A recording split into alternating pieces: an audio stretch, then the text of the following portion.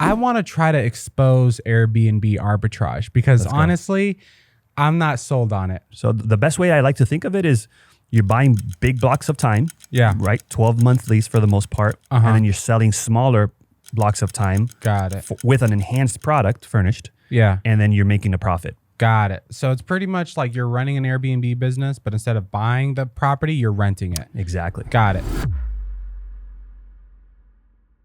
Ivan Tejeda, how are you doing, brother? How you doing, man? I'm great. Thank you for having me, Excited to have you on. So for the people that don't know, Ivan is our new Airbnb and Airbnb arbitrage coach at Wealthy Investor. And I wanted to have you on to make sure that you actually know what you're talking about. So let's see how it goes. So I guess quick highlights. How many Airbnbs do you have right now? Right now, I have 17 listings in Charlotte. You have 17 Airbnbs. Yep. Damn, that's a lot. Yeah. Okay.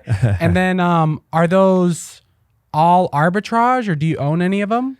So I own one of them and then the rest are arbitrage. Okay. So you own one and one, you own most of them arbitrage and then you actually own one of those properties. Yeah. Got it. Okay. So I want to try to expose Airbnb arbitrage because honestly, I'm not sold on it. I don't know if it's legit. Do people actually make money? Yeah. So I guess really quickly, what is Airbnb arbitrage? So in a nutshell, the simplest form to say is like basically instead of buying a property, you're going out and renting a property, getting permission from the landlord to be able to list it on platforms such as Airbnb, VRBO, whatever, and then making a profit. So you're getting a product that is, vacant. Obviously, you furnish it, you enhance it, make it better, and then you list it for a profit. So the best way I like to think of it is you're buying big blocks of time. Yeah. Right. 12-month lease for the most part, and then you're selling smaller blocks of time. Got it. With an enhanced product furnished. Yeah. And then you're making a profit. Got it. So it's pretty much like you're running an Airbnb business, but instead of buying the property, you're renting it. Exactly. Got it. Okay. So let me ask you this. How would you make money if you still have to pay your rent and furnish it? To me, it sounds like you would lose money the first year. No, not even. I mean, for example, to start a property there in Charlotte, where when I got started, it was, and probably still the same now, it'll cost me about $5,000 to start it, furnish it, first month, a deposit or whatnot. That's total? Total. So $5,000 to furnish it, to get the lease, utilities, everything. Yep. No way. Yep. Is that pre-inflation? Because I feel like that number. No, right now, let's call it $6,000. So I usually say, depending on where you're at, of course, rent matters, right? Yeah. But $5,000 to $7,000, it'll get you a 1-bedroom or a studio apartment. Okay. And that obviously, I'm not talking single family homes. That's a different ball game, right? Yeah. But I have a student in Miami, which is obviously not cheap to live in. Yeah. He started his first Airbnb with $6,000. Okay. And killed it. First 3 months, he did $25,000. $25,000 in profit? Yep. Okay. Well, not profit, revenue. Gross revenue. Got it. Okay. So let's talk about your specific strategy. So it sounds like you're really aiming for like smaller properties. Is that right? 100%. Yeah. Okay. So why not go after like the mansions and like the huge, mansions on the beach? Yeah, that's a great question. It's something that I've actually thought about a lot because the reality is that each property type has its pros and cons, right? One of the cons of a larger property is the lead time. It takes a lot more people to make a decision in order to get a big home, right? That's usually someone who's booking a larger home is usually traveling with family or, they're doing a vacation. It's more organized, right? Yeah. Like imagine you and I and your wife and my wife, we're planning a trip. We're going to consult and go back and forth. It's going to take a process for it to, so the lead time, people are booking further out. And then, obviously maintenance wise, all these things, it becomes a little bit more tedious. For me, when it comes to how I look at my business, I'm aiming more towards working travelers, travel nurses, people that are making a decision today to book, right? Okay. So it's much quicker, right? And then, I also cater towards having my properties that are smaller and in the same location, ideally, so that my cleaning logistics is a lot more smooth of a process, right? So we'll have, for example, in one building, 9 units, and then in the building across, another 9 units, let's call it. Yeah. And then one of those buildings has a storage unit where where our cleaners go and they grab their little cart and it operates pretty much like a hotel. Got it. So that's my deal. Okay, so let's go over the numbers on like your typical deal. Okay. So in essence, like $5,000 for me over there in Charlotte, not crazy expensive over there. So $5,000 to get started. And then I'm averaging at about $2,600 a month of revenue. Right. Expenses is about $1,500. Okay. All in kind of thing per door. So I'm net profiting about $1,000, $1,100, depending how many cleanings in between per door. Right. Got it. Okay, so it takes you about 5 to 6 months to make your investment back. Okay, right. And then are you trying to get them to sign a multi-year lease, or are you usually aiming for 1 year? I'm all for multi-year. If they offer it, a lot of people don't over there. A lot of management companies is what I deal with. Management companies versus like landlords, since I'm mainly in apartment communities. Oh, okay. So usually they cap me out at 15 months. So I take whatever is the most. Right? Got it. Because the thing is that, and I also want to share the cons of doing rental arbitrage, right? I don't want to just sugarcoat it like this is what everybody should do. One of the cons is the fact that, once your lease ends, they could decide not to renew you. If you were bad, you didn't, run a tight ship. Yeah. They can say, listen, Ivan or Brian, I'm not going to renew you next year. So, make sure that you find somewhere else to go or whatever. Yeah. So that's one of the things. And one of the things why we decided to partner with you guys and Wealthy Investor and Ryan and all of that is because I treated it as my entry point to the real estate game. Yeah. Right. It wasn't the end all be all. I know there's people that are doing rental arbitrage that are crushing it. They have over 100 doors and all of that. And, that's good. Yeah. But how I see it is how I intentionally, started it was let me get my foot in the door in real estate somehow. Yeah. With the end goal being buying properties later on. And that's where we're at now. Like, let me accumulate enough cash and be able to, pay for properties that I can actually buy and still do rentals for short term. So I still think that regardless whether you buy or rent or whatever, that's the most cash flow you're going to get. I mean, you know. Yeah.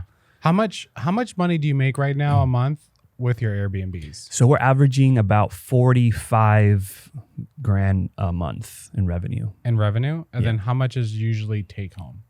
So we're last year this one that we just passed, we finished at like about 50% margin. So okay, that's really good. Yeah. Okay, that's crazy. Yeah.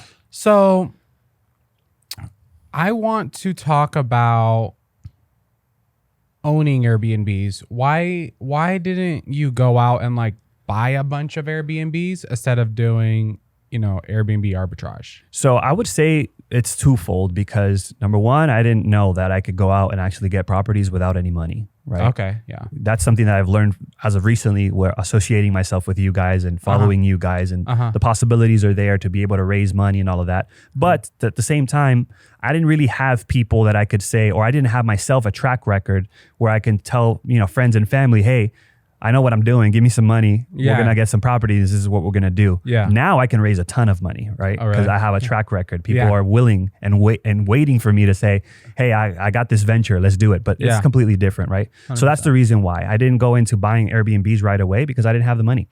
Got it. In that sense, I was well off in the sense like living very comfortably, just the wife and I, all of these things. But again, it was for me a starting point into real estate investing, even though technically arbitrage is not investing. Yeah, it is, because you're making a 5K investment. Right. But the gurus in real estate space, like Ryan will tell you, it's not really investing. You're doing fine. You're buying furniture. Yeah, you know what I'm saying? But technically, yes, you're absolutely right. You're still investing something. Yeah, 100%. But I'm not getting appreciation, tax benefits from all the properties that I'm renting. Right. 100%. So that's now the game plan to be able to take advantage, especially the tax benefits of real estate is where it's at, man. That's what has me really like, you need to start pushing buying for it. What about, so why wouldn't a homeowner just do Airbnb themselves instead of letting you do Airbnb arbitrage? That's awesome. That's a great question, man. It's one that I'll get a lot because it's true. Like people are like, why wouldn't you just do them themselves? Yeah. Why do I have to let someone else benefit from my property? Yeah. And the reality is, man, that a lot of landlords don't want to deal with the day-to-day operations of a regular traditional rental that doesn't require it requires maybe 1/5 of the demand of a short-term rental, right? Let Less alone than that, yeah. yeah. So you know what I'm saying? Like people who invest, like you yourself, that you tell me, do you want to deal with people's like, hey, somebody left a hair on the toilet. No. Like, send someone, you know what I mean? Yeah. So people don't want to deal with that. 100%. Landlords don't, at least, Yeah, I don't want So my thing is that I make a lot of landlords' pains go away by partnering with me. Yeah. Number one, they probably won't ever have to find another tenant, right? Yeah. Like I'm there for life, really, if the business is going well. Yeah. If the business it's going well. That's the caveat, right? Yeah. But a regular tenant, they'll leave next year. There's no real tie, right? Yeah. So as long as I did my due diligence as a business owner and I'm coming to you as a landlord and I tell you, listen, I'm transparent with, it's more of a partnership at that point. It's not a tenant landlord relationship. Yeah. It's more of a partnership. That's how I speak when I talk to them and I let them know. Okay. This is more of a venture, a business venture. Yeah. I'm going to pay you what you're asking for your rent. I am going to make money off of it. I never, especially in the beginning, I never say Airbnb during my pitch because the moment I tell you, hey, I'm going to do Airbnb in your property, you're going to be like, you're not going to listen to anything else that I have to say. Yeah, no, you lost It's like, Airbnb. that's it. Like, you're going to throw parties in my house. It's going to be a wreck. But anyways, back to your point. That's one of the pain points. Never have to worry about another tenant. Second one is, I'm going to have your property in for sale condition. My job depends on it. My business depends on it. So by that, I mean, I'm going to take care of your property like no other.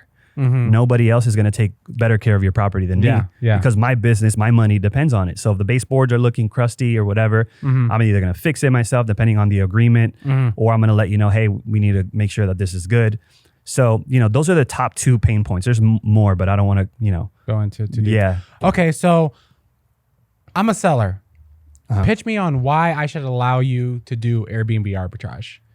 You're a seller, like a landlord? A landlord. Okay. A landlord. I'm a landlord. Yeah. Pitch me on why I should let you do Airbnb arbitrage on my property. So it would be pretty simple. I would just mainly ask you if you allow corporate housing. I don't know what is corporate housing. Corporate housing? So corporate housing is basically the business model that we follow as, Airbnb arbitrage hosts. It's just a different version of it. So a corporate housing company is usually hired by, let's say, Coca-Cola or LG or whatever to find housing for their employees. Okay. So the model there, though, the difference is that the corporate housing companies will, after they got the client and they find out what they want, they'll go out and get the properties for the most part to fulfill that. Yeah. In our case, we do it a little different where we have the properties already. Yeah. And we're ready to host people, or accommodate people. Got it. So whenever I'm pitching you, so as a landlord, I'll never say the word guest. I'll never say host. Those are things that are synonymous to Airbnb. Yeah. So my goal is to explain exactly what we do without being shady and being fully transparent with you. Yeah. But without hinting at it being Airbnb for the sole reason that you're not going to hear me out after that. Yeah. But I'm still going to tell you we fully intend to host or not host. We fully intend to house, our clients, and it'll be for months, weeks, even days sometimes at a time. I kind of sneak that in there.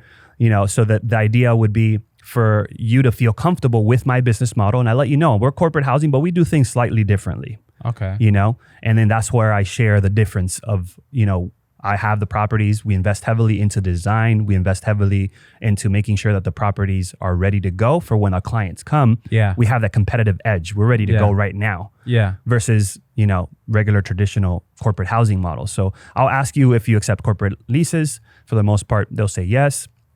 And so then you use your own lease. No, I use your lease. That'll be a red flag, right? Got it. So a lot of people make that mistake of, drafting their own lease or going on Google, drafting their own lease and taking it to the landlord and having them sign a lease.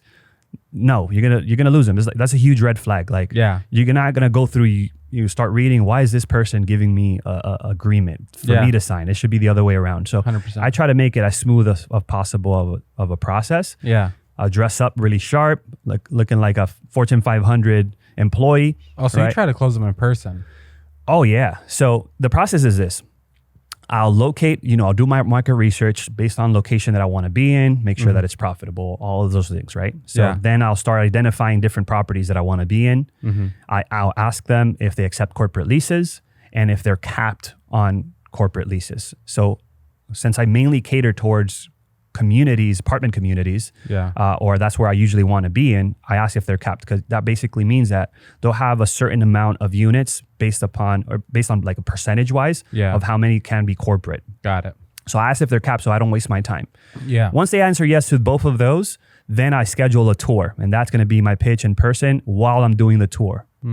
Right. So that's when I do, let's say we're touring the pool, we're touring the different amenities of the community, we're seeing different units. And nonchalantly, I'm explaining my story, which is what I told you of how we're different from regular corporate housing companies. And that's when I finesse and do my thing. And everybody, by the way, will get literally the exact script that I use in the course and in the coaching, and we'll role play all these different things. Yeah. So it's going to be super cool. But in a nutshell, that's when I do my whole pitch. And then at the end of the tour, I ask them for the lease agreement, and I ask them to email it to me. I don't want the physical copy. Yeah. And the reason for that is that once I get it emailed, I can then reference our conversation. You know, I hit them up right away. So it's the story that I told them during the tour is fresh in their mind. So I'll let them know, hey, listen, I see that clause 7 and clause this kind of contradict our business model. I know we went through it, in person, but I want to make sure that we're on the same page. There's the advertising clause here. Obviously, I told you that we're, obviously going to advertise our listing in order to get our clients. And, that's usually, by the way, where you'll see like you can't advertise on Airbnb, you can't advertise on websites, blah, blah, blah. Okay. So that advertising clause is a big one. And then there's the subletting clause. Which subletting is basically exactly what we would be doing. So it is subleasing. So it's subleasing. Technically not, because I'm going to be acquiring the leases, or my entity, my company is the one holding the leases. So by default, my company cannot occupy the apartment, right? So when you're subleasing is because an individual is the leaseholder and you're subleasing it out to another individual. Got it. The difference with us is that the company is leasing it. Yeah. So by default, you can assume or establish an occupant, because there's no way for, my business to sleep there, right? Yeah. So you kind of bypass that. But for the sake of clarity, I still notify them again via email about the subletting clause and any other clause that conflict my business. Then once I reply to that email, the intention is for them to say, if I did my job correctly, it's like, yeah, no, that's totally fine. I remember you telling me about that. No worries there. You should be able to move forward or whatnot. And once I get that email, that's it. I'm golden. I can celebrate. But do you make them take it out of the lease or no? No, that's a written waiver right there. Just their response. That's why I do it through email. Got it. Yeah. Okay. So that's a binding document now since it's emailed to me. This is like a whole different thing. So I don't know if you know my whole story, but really quickly, started off as a realtor, got into flipping houses, then was wholesaling, then bought Airbnbs and long-term rentals. I never did Airbnb arbitrage. So just hearing like these little, like, the lease and the emails, like I've never heard of it. It all makes sense because it's real estate is like very repetitive. Right. So like even with like the wholesaling things, most sellers don't understand that you're actually wholesaling. Right. They think that you're buying it with a partner or something like that. So it kind of coincides. Yeah, in a way, right? Very, very similar. So give me your Airbnb horror story. Horror story. Man, thank God, man. I haven't had any crazy. No, I've had, but I don't even call them horror stories. There was this one guy that he booked for one of our apartments, and he just kept extending and extending. Right. Yeah. And it was weird. And this guy was, he for sure suffered from alcoholism or something like that. And he ended up extending like 3 weeks. So he only booked originally for like 4 days and then kept extending for 3 weeks. And the thing is that I'm not sure what happened, that he had like a bad credit card. He had a gambling problem. So he had a bunch of issues that we found out after the fact. Yeah. He ended up passing out in the apartment. So when our cleaners went in, he was laying on the ground. Like they didn't know if he was alive or dead or whatever. And long story short, he had like broken his knee or something like that. And he had been there for hours, like laying on from the night before.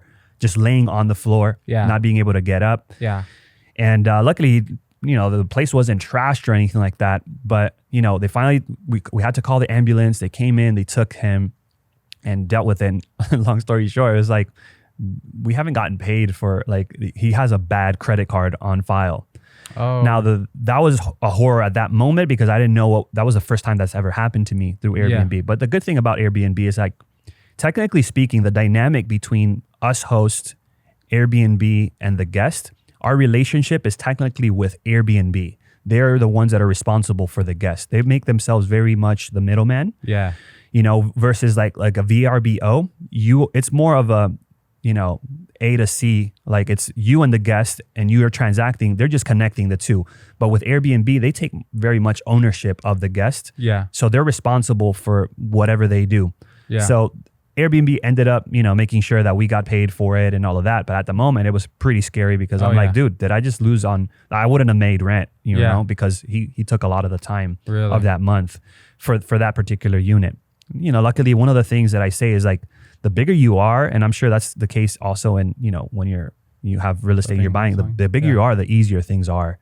Oh, 100%. You know what I mean? People would think the opposite. It's like, no. If you have a big portfolio, it's going to be more work and all this. Like, no, not really. If one property is doing bad for us, the other, dozen or whatever are going to supplement that and make sure that as a whole, it's still good. But I would say that would be one. And then there was another one where they just trashed the place. Like, it was bad in the sense of cleanliness. Yeah. Like, they didn't poke holes and all these things, but it was like literally like vomit on the balcony. That's nasty. Yeah, it was pretty nasty. And at that point, we'd have to hire like professional cleaners to go out there and make the place great because, that's just another level of cleanliness. And back then, they didn't have what's now Air Cover. Airbnb has Air Cover, which is a beefed up version of their insurance program. Yeah. And now you can... that's something that we fought as a host community for a while, where we need to get money for when things are out of hand when it comes to cleanliness. Like, we need carpet cleaning and stuff like that. We need to be compensated for that, which was tough back then. But now they've really, dialed that in. How many years have you been doing this? 4. 4 years? Really? Yeah. Okay, so why should someone do short-term rentals instead of long-term rentals? That's an awesome question. And I probably preface that question with saying I probably will never do long-term rentals if I could avoid it. Okay. Like, if I have to, sure. But the main reason is cash flow, man. Like, dude, you would know. You'll make on long-term, maybe you'll cash flow $300 a month if that's a good deal. Lucky, yeah, right. And then, something went bad. The pipes got bursted or something, and there goes all of your cash flow, your profit. Yeah. Mainly just from a standalone profit, money making, which is all that's what we want. Like, sure, appreciation, all these things. But from a cash flow standpoint, doing short-term rentals or even mid-term rentals, which is a little less that you make, it makes a lot more sense just to get the most out of your property. I think of it as not leaving money on the table. Yeah. Somebody who tells me that they rent their property traditionally long term, in my eyes, I'm looking at they're leaving so much money on the table. Really? And I'm not, judging them because a lot of people don't know, right? Yeah. That they can really make that much. They can literally 4, 5, 6x their cash flow just by furnishing it, investing a little bit more, making a better quality product for people to enjoy. And at the end of the day, of course, it also comes with the additional management or hiring people to do it. But that's just on the front end. Like, I'll tell you, man, I've been doing this for 4 years and I have automated pretty much 95% of my business. And the rest I haven't automated because I don't want to. I actually like doing the price strategy, which a lot of people don't do themselves. I hate doing that. Yeah, I love price strategy. People, will get Price Labs, Wheelhouse, Beyond Pricing, which is like softwares that'll do the pricing. Price Labs, There you go. You're leaving a lot of money on the table because you're using it. I am because I'm lazy. So for someone, a quick solution is great. But if you can learn price strategy, which literally takes me 5 to 10 minutes of my day, I'll grab my coffee. I'll sit on my desk, I have my big screen, I'll see my calendars, my multi-calendar, which I can see all of my listings in one screen, all of the pricing. Where's there gaps that I can fill? I'll play what I call Airbnb Tetris, and I'll move someone from this unit to the next unit so that I can, fill up my calendar. And that's how I was able to achieve last year, 2022. We ended up the year with 91% occupancy. for across all of our listings. You know, someone could leave it in the comments if you know anybody who does that. And that's without leaving money on the table. Because a lot of people will say, yeah, you did that. You're probably like shooting yourself in the foot. You're charging way too little. Yeah. And I'm like, no, I actually make it to where most of my price strategy revolves around midterm rentals. That's what I want. Yeah. Midterm rentals. So I cater to working travelers, travel nurses. I want months at a time to be booked. Yeah. Versus just the small ones, right? So I leave my calendar, I price it in a way where I'm expensive unless you're booking more. Time. But, you know, from now to 2 weeks out, 3 weeks out, depending on the property, how big it is, I'll start to flash sale those nights so that I can fill in those little gaps. And at that point, I'm only competitive with the market 2 weeks out, 3 weeks out.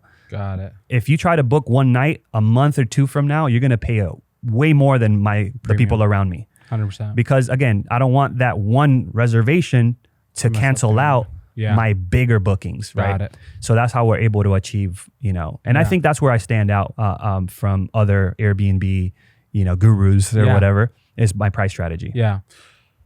I want to talk about the Airbnb recession. I feel like Airbnb bust. Yeah. I feel like Airbnb was super hyped up the last 2 years, and now there's a bunch of people losing money on Airbnb. People aren't making as much money as they thought. Mm-hmm.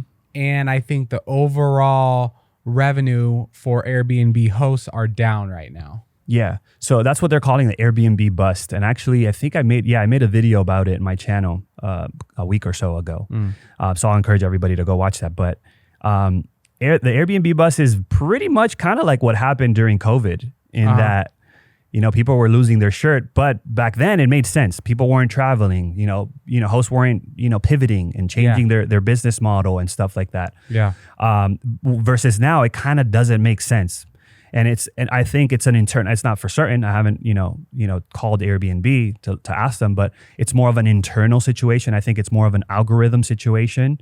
That they're maybe adjusting certain things, and we're in a transitional period. Mm-hmm. And I think that hosts who were doing a mediocre job, like they were just getting by, they're not being pushed as much, right? And by that I mean, like, if you didn't respond on time, and if you had poor reviews, and you're really getting impacted now. 100%. Whereas before, they were letting it just ride. They were letting it coast, and they weren't giving priority to hosts like me that I pay attention to. Like, our response rate is out the roof. We've been super host ever since we started 4 years ago. We've never not hit super host status, which now is not as important as it was back then, because everybody can be a super host. But nonetheless, to Airbnb's SEO and algorithm and all of that, it's very much, you know, important. Yeah. So I think that the people who are seeing a bigger hit or getting the biggest hit right now are probably the hosts that are not that could do better with their property, making sure to keep it, you know, updated, beautiful, you know, pictures. That's the bread and butter. It's kind of like YouTube, man. If you don't have a nice thumbnail and a nice title, they won't click on it. They won't look into it. Yeah. And it's very much the same with Airbnb. You need professional pictures, and you need a great title that'll give something to the person who's looking to book, an incentive to click and then see more, and then look into the host and see that you're good, you know, you have good reviews and so on. Yeah. So, I mean, that's more so, I think, what's happening. It's an internal thing for the Airbnb bus. And there's obviously ways around it, just maximizing your listing. Go in there, change your description, make it more appealing. Like, don't let it be transactional. When somebody's reading the description, it's more so like they want to, like, talk as if you're allowing them to feel what they would feel if they were booking the property, or if they were walking in the property. I think there's an intentionality there that a lot of people are not taking advantage of. Man, just stay on top of your game. I think that'll work. And then change the business model. It's a business, right? So we have to just pivot. Yeah. In COVID, we had to pivot to locals. I didn't want to deal with locals. Now I don't either. I try to stray away from locals, because locals are usually the ones that are going to party. They have friends around. They're going to be the more headaches. There's going to be shorter periods of bookings. So, but during COVID, I had no option. I had to go against everything I believe to make sure that I am making money here. So I think that this is the time also where you need to start getting creative. Maybe partner with other people that are doing Airbnb experiences. So I don't know if you know what that is, but no. Airbnb experiences is like people who host experiences, right? So let's say here in Vegas, let's say there's an attraction that people love out here. You can be a host of an experience and maybe do a tour of Las Vegas and show people around. Oh, really? Yeah. So my wife and I do it pretty much anytime we go abroad. We did Airbnb experience in Italy. We made pasta with the locals, and you get a lot of money for that. So. Get creative. Like, think outside the box. If you're a host that's going through this Airbnb bust and you're suffering, it's time to get creative. You can't just let it be. It's like, oh, it's happening to everybody. No, man. You got to put your big boy pants and your big girl pants on and make your business survive. 100%. I guess last thing I want to talk about is, I guess the struggle of like running an Airbnb or Airbnb arbitrage business, or even just like the struggle of being an entrepreneur. So I know for me with real estate flipping and all that stuff, it's super capital intensive. Mm-hmm. Like buying rentals, flipping houses, wholesaling, it's extremely capital intensive. Wholesaling is also capital at intensive? Scale. Like if I want to go wholesale one house and go door knock by myself, sure. Yeah. Like you can do it with no money. Yeah. If you want to make $1 million wholesaling, you're going to spend money. Ain't no way you're just cold calling, hand dialing, free data and getting to $1 million. It's just not going to happen. Got it. So for my struggle was always just capital. Because even if you have $1 million, which sounds like a lot of money, you flip 10 houses, that could literally be gone. Yeah. Every house could suck up $100K quick. Dang. So that has always been like the headache with flipping houses. What's the struggle with Airbnb and Airbnb arbitrage? Perfect. I mean, for me, especially in the beginning, the main setback and what probably prevented me from growing even faster was having reliable cleaners. Reliable, trustworthy, cleaners that you can count on to be able to scale. Yeah. That was my biggest fear. That was my biggest bottleneck. Yeah, by far. Now, luckily, we have an amazing team, and now I'm feeling motivated to be able to grow much faster. But that was really it, man. The cleaners are the bread and butter of your Airbnb business, just because they're the frontline people. And when you hire, when we hire cleaners, they're not just cleaners. They're people who are making sure that things are not broken. Yeah. They're the first to see, damage. They're the first to see everything. Yeah. So we definitely compensate them more than just for cleaning. Yeah. And we let them know that you're not just cleaners. Sure, that's the main thing that you're going to do, but there's other things that you will also be responsible for. Working with us. We hire them in-house. I don't hire a cleaning company. Yeah. For multiple reasons. Yeah. It's cheaper that way. They're dedicated to me. I can pay them per hour if I want to instead of per cleaning. So I'll save a lot of money there. After rent, cleaning is the most expensive part of running this business.